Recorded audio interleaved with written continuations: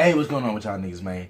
It's your friendly neighborhood comedian, Devon Wells. And I just got done making fun of my best friend for having a small dick. Yeah, she was not happy. But listen, I got a reaction for y'all today. The entire Jerry Seinfeld versus Mitzi Shore beef. I didn't even know Jerry Seinfeld and Mitzi Shore had beef. Rest in peace to Mitzi Shore, by the way. She molded and groomed some of the best comics of all time. This is a video about Joke World, by the way. And last time I reacted to a fucking video about Joke World, you motherfuckers had a problem with the thumbnail. And they was like, oh, you stole a thumbnail, or oh, this thumbnail. What thumbnail am I supposed to use? Like, honestly, what thumbnail am I supposed to use? Am I supposed to use it's a video by Joke World about comedy. What am I supposed, like, what is the thumbnail supposed to look like? Like, am I supposed to be like skin on that motherfucker? Butt naked? But anyway, let's get right into this shit. What's the deal with airplane peanuts? From the most successful sitcom in television history to his own career on stage, Jerry Seinfeld has been one of the most famous comedians on earth for nearly 50 years. So why was he never welcome at the Comedy Store? The most prestigious comedy club anywhere in the country, presenting the world's biggest comedian, seems bizarre at first. But it turns out there's a whole lot more to this story. Live from the Comedy Store! Mitzi Shore became the owner of the world-famous Comedy Store back in 1974, just 2 years before Jerry Seinfeld made his stand-up debut in New York City at the young age of 22. Manhattan, as you know, is the site of the tramway. The tramway is this new thing that He was a little bit older than me then. It's a cable car that goes back and forth between Manhattan and Roosevelt Island. I think that this is a terrific thing. The city's on the verge of bankruptcy. They're putting up rides for us, and one on the East Coast and one on the West, Jerry Seinfeld and Mitzi Shore both went on to have historic careers, each becoming comedy icons in their own right. No place else could you go. You couldn't do it on TV. You could come out here and talk about stuff that was so bleak, but yet so funny. That was great. This is a place you can do it. I mean, think about all the comics that have come from that place that your mother built. What an amazing thing. If he didn't do that and didn't give the reins to your mother, who knows what the comedy world would look like? I mean, who knows if a guy like Kinnison ever gets off the ground? Correct. You know what I mean? Like, correct. You need a place like that where it's a real artist workshop. I mean, that's a highfalutin term. Well, but that's really what it is. Almost every all-time great comedian over the last 50 years has made their way through the Comedy Store to seek guidance from Mitzi. And not even the Ouija board could have predicted that I'd grow up someday and be part of this, the anniversary show of the Comedy Store. Only Mitzi could.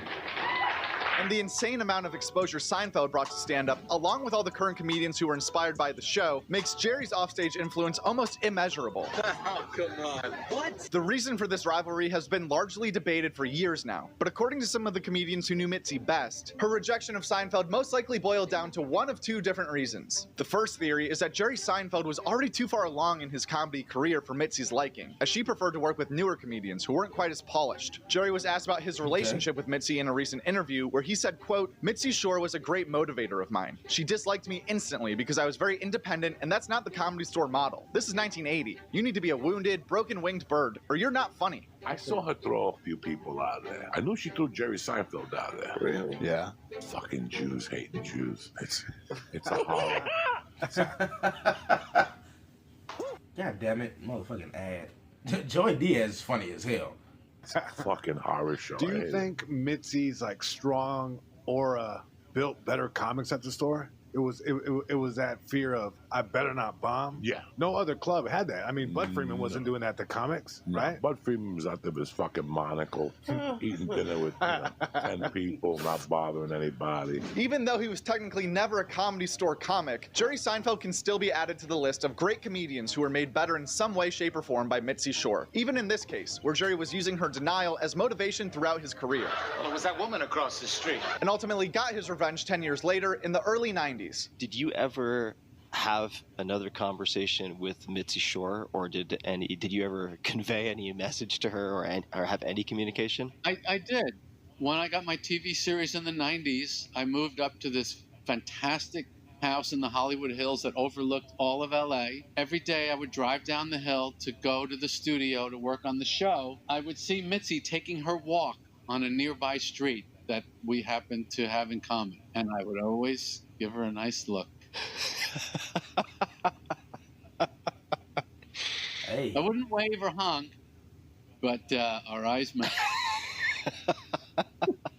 Newman. Many times. Newman. Many times. And you know what?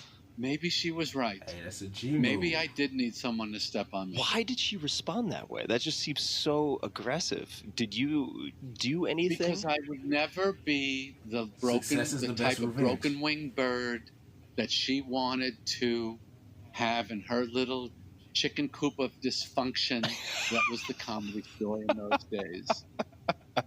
I was not built like that. The only reason I wanted to be a stand-up comic is because I wanted to say to myself and to the world, I don't need you. I can do this myself. And the Comedy Store was filled with people that needed her. The second theory for this feud is much more direct. Being Mitzi straight up did not find Jerry Seinfeld funny. Or as Jerry put it, he wasn't wounded enough for her. At a time where most of the comedians performing at the Comedy Store had more dark and edgy jokes, Jerry was an observational comic with a relatively clean act that appealed more to the masses. It might sound insane for Mitzi Shore to claim that a living legend like Jerry Seinfeld is straight up not funny, but even to this day, to me, he's not funny. People online still like to debate if Seinfeld's stand-up career was ever as good as his show. I went and saw him at the Palladium about a year or two ago, and it was one of the worst shows I've ever seen. Like, I had like a splitting headache, and I was like furious. Really? And one of my friends, another comic that I respect a lot, gave him a standing ovation. And I was like, are you fucking kidding me? And he was like, I understand why you feel the way you do, but I just love seeing the act. And I was like, I couldn't believe it. And then I saw Seinfeld again at Clusterfest. He was on the big outdoor stage with a bunch of, like, for kids. Completely different hour and murdered, like destroyed. And it was like he has like corny stuff depending on what the audience, you know, is. If everyone's sitting there wearing a yarmulke, he's got one act. And if it's a bunch of kids, he's got a cool hip act. Now here's where things get even more interesting. Remember before when I said Jerry Seinfeld was banned from ever performing at the Comedy Store? That all changed a few years back after new ownership took over the store due to Mitzi Shore's declining health. In 2018, Seinfeld returned to the store for a surprise set that's still talked about to this day by the comedians who were there to witness. Seinfeld told this story himself. This is from his mouth. He came back to the store probably 4 years ago. He hadn't been in forever. He told this story. He said, the reason I hadn't been in so long is Mitzi told me that basically I wasn't good enough or wasn't funny enough for this place. And I just toured and did other comedy elsewhere. And then he got the show. Okay? Seinfeld became a massive hit. One of the biggest, arguably the biggest comedy hit in the history of television. Yeah. And they used to have a house on Kings Road, or the Queens Road house. That's where Mitzi lives. Right. Yeah. And Jerry bought a house above their house. Literally. Just above the house, right up on the hill above the house. Yeah. And he said every day he would drive in one of his Porsches down to CBS Radford. Yeah. And he would slow down on purpose to see if any of the Shores were outside. Yeah. To say hello, to let them know. Oh, I'm just coming from... That's a G move. That's some G shit. Jerry Seinfeld might have some nigga in him. That's some shit a black dude would do. Like, yeah, bitch, I done made it.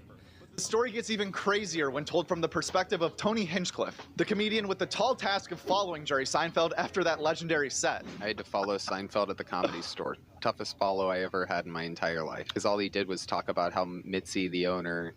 Oh, that's right! Told him he wasn't funny the last time he was there. That's right, you were there for that set. Crushing. He buried me with a shovel. Nothing like it ever, because he's telling them the whole story. So even if the people didn't know how big of a deal it was that Seinfeld was in the OR of the Comedy Store, he told them. This lady told me I wasn't funny. Wonder how she's doing now. All this stuff, like, and she's like, everyone knows she's sick and old. And I bought a house above her house so that she could see me driving a different car all the time. I beep as I went by. Still not funny. I mean, he's destroying. It was like evil, cool fucking... This nigga, Jerry Seinfeld might have been a gangster a little bit. You gonna flex on a bitch like that, Jerry? That's tough. Jerry gonna talk his shit a little bit, I see. Seinfeld, I was buried with a shovel. Everybody... 70% of the people left the room. The other 30% were literally texting their family. I just saw Seinfeld make his return to the Comedy Store, that he hasn't been here in 35 years. He just told the whole story. I'm performing. I remember a fruit fly. The only laugh I got that set was from a door guy or whatever, because a fruit fly went in front of me real slow in the lights, and it was all lit up. I go, even the fruit fly is getting out of here. Bro, that is the craziness of Mitzi Shore. How could she say no to Jerry Seinfeld? Even when he went there, he was already a solid comic. And that's the thing that they say is that when you used to tell Mitzi like, "Oh, this guy's a big deal from New York," that she'd be like, "Well, I'll see for myself." When you really think about it, it's pretty crazy and kind of sad that these two could never end up seeing eye to eye, despite dedicating their entire lives to the exact same thing. Comedy. Mitzi Shore passed away on April 11th, 2018, obviously ending any ongoing beef with Jerry Seinfeld. Both Mitzi and Jerry are still thought of as all-time greats amongst comedians to this day, and their influence is visible all over the comedy scene. I've hung out with Seinfeld. I don't want to say we're buddies, but I've hung out with him a few times because of comedy. He's like wise, and he does TM, you know, and he doesn't drink, and he's like centered, and he's got a family, and he loves comedy, and he's got his money, and it's just he's a good guy to look up to as a comedian and like a business person, where you want to be, and as a man, where you want to be in life, and how you want to be, and what you want to be like. Let me know in the comments if there's any comedy beefs you'd like us to cover in the next video. Also, let me know in the comments how many times Mitzi Shore has banned. Of course, y'all know I love that beef. Hey man, that was a good video. I had no clue about this one, so I like this shit. This was good as hell. That's crazy. My nigga Jerry Seinfeld acting a little cool. Nigga, that's crazy. Hey man, link in the description for the original video about Joke World. Love the content as usual, you know what I'm saying? Make sure to like, subscribe, and share with all your friends because we growing and we growing and we growing. And with that being said, I'll see y'all next time.